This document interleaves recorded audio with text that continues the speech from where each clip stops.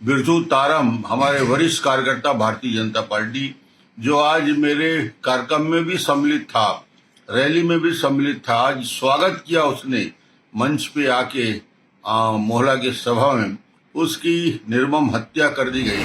छत्तीसगढ़ में विधानसभा चुनाव नजदीक है और इस चुनाव से पहले एक बड़ी खबर निकलकर मोहल्ला मानपुर जिले से सामने आ रही है, जहां पर एक भाजपा नेता की गोली मारकर हत्या कर दी जाती है। दरअसल देर शाम को भाजपा नेता बिरजू राम तारम को गोली मारकर उसकी निर्मम हत्या कर दी जाती है। एक दिन पहले ही पूर्व मुख्यमंत्री डॉक्टर रमन सिंह की सभा मोहल्ला में होती है। उस सभा में बिरजू राम तारम भी शामिल होता है। जानकारी के मुताबिक आपको बता दें कि सभा खत्म करने के बाद बिरजू राम जब अपने गांव वापस पहुंचता है, औंधी के पास सरखेड़ा गांव है जहां पर ये वारदात को अंजाम दिया गया, वहां जब वापस पहुंचता है तो उसको गोली मारकर उसकी हत्या कर दी जाती है। जानकारी के मुताबिक जो खबरें सामने आ रही है उसमें इस मामले में नक्सलियों के होने की आशंका जताई जा रही है। अभी इस बात की कोई पुष्टि नहीं हुई है कि किसने हमला किया या किसने हमला करवाया, मगर ये मामला पूरे प्रदेश भर में बहुत तेजी से फैलता जा रहा है, क्योंकि इलेक्शन नज़दीक है और ऐसे इलेक्शन के बीच में बीजेपी के एक नेता की हत्या हो जाना अपने आप में एक बड़ा विषय बन जाता है, जिसमें भारतीय जनता पार्टी के प्रदेश अध्यक्ष अरुण साव ने बयान देते हुए कहा है कि जो हत्याएं हो रही है ये एक साजिश के तहत हो रही है, ये एक किलिंग है, जो टारगेट किलिंग कहा जा रहा है इसको, कि टारगेट करके भाजपा नेताओं को मारा जा रहा है, भाजपा कार्यकर्ताओं को डराने का प्रयास किया जा रहा है। वहीं डॉक्टर रमन सिंह ने भी बयान देते हुए सरकार पर आरोप लगाया है कि इस प्रकार के अपराध और हत्याएं बढ़ती चली जा रही है और ये भाजपा कार्यकर्ताओं को डराने की पूरी साजिश है, पूरी प्लानिंग की जा रही है। आपको बता दें कि बिरजू राम साहू एक दिन पहले जब मोहल्ला में पूर्व मुख्यमंत्री डॉक्टर रमन सिंह की सभा थी तो उस सभा में शामिल होता है। शामिल होने के बाद जब वो वापस सरखेड़ा अपने गांव जाता है तो वहां पर उसके घर में घुसकर कुछ लोगों ने गोली से उसकी हत्या कर देते हैं। कुछ लोग घुसते हैं और गोली से हत्या कर देते हैं।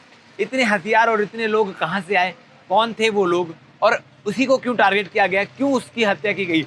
और चुनाव के ठीक पहले किसी पार्टी के, चाहे वो भाजपा हो या कांग्रेस हो, ऐसे हमला होना कई सारे सवाल खड़ा करता है। क्या चुनाव इस बार कुछ अलग मोड़ ले रहा है? क्या ये कार्यकर्ताओं को डराने का प्रयास है? इस तरह के सवाल भाजपा के नेता, चाहे वो पूर्व मुख्यमंत्री डॉक्टर रमन सिंह हो वो खड़ा कर रहे हैं, चाहे वो प्रदेश अध्यक्ष अरुण साव हो वो खड़ा कर रहे हैं। एक बड़ा सवाल खड़ा हो रहा है। वैसे तो ये जांच का विषय है कि किसने हत्या की या कौन लोग शामिल थे, नक्सलियों का इसमें इन्वॉल्वमेंट कितना है या नहीं है, क्या कुछ चीजें हैं वो जांच के बाद सामने आएगी। बाकी के अपडेट के लिए बने रहिए हमारे साथ। धन्यवाद। कानून व्यवस्था बद से बदतर होती जा रही है और आज छत्तीसगढ़ की हालात वेस्ट बंगाल जैसे हो गई।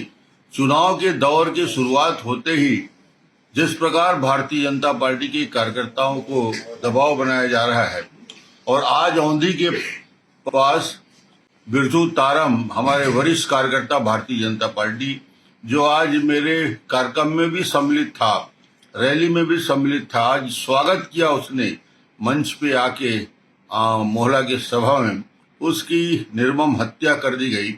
उसका अपराध यही है, वो भारतीय जनता पार्टी का कार्यकर्ता है। उसका अपराध यही है कि वो दुर्गा की स्थापना में योगदान देता है और कुछ लोगों ने धमकी भी दी थी। उस धमकी का असर दिख रहा है कि एक प्रकार की इतनी बड़ी घटना हो गई। मुझे लगता है सरकार हाथ में हाथ धरे बैठी है और भारतीय जनता पार्टी का कार्यकर्ताओं को सुरक्षा देने में असफल रही है। मैं इस पूरी घटना के लिए सरकार दोषी है, वहाँ का स्थानीय प्रशासन दोषी है कि यदि इस प्रकार की बात करने वाले लोगों के ऊपर कड़ी कार्रवाई हो गई होती तो ये घटना रिपीट नहीं होता।